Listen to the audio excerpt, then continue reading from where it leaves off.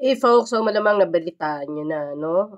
Si John Wayne Sase, meron siyang inunalive na kapitbahay nila. And ayon nga sa anak, which is ito yung update natin. Yung anak ng biktima, yung biktima ay si Lionel Eugenio. So, ang anak niya ay si Cristel Rina Eugenio. Viral yung post niya kung saan sinasabi niya yung pagmamahal niya sa tatay niya and na parang tinuring nitong kapatid si John Wayne, na dating child actor. Ang claim kasi ni John Wayne ay may banta daw sa pamilya niya. Tapos, ito na nga, first day ng damay ngayon. Pag tinignan niyo yung Facebook niya, sobrang ang dami nila, iyak sila ng iyak ng pamilya niya. So, ito yung sinasabi niya.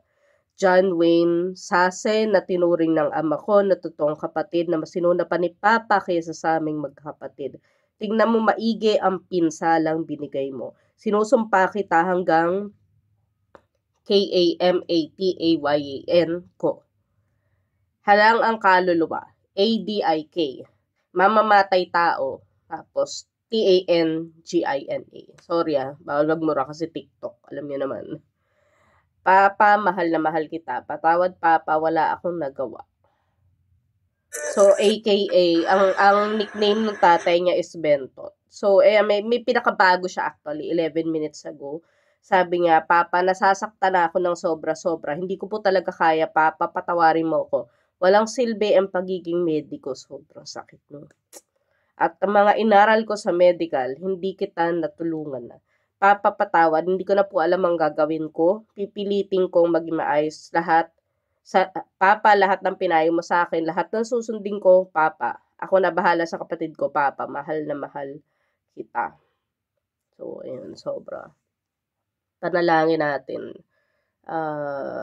Ito kasi yon kung totoo man na may banta sa pamilya niya, it's still, homicide. Kasi unprovoked attack siya. So, ganun eh. Diba? Kaya, alam nyo na guys, dapat din natin dinadaan yung mga bagay-bagay sa init ng ulo. Maraming folks, maraming consequences, diba? Guys and girls, folks. So, yun lang, balitaan ko kayong may update pa.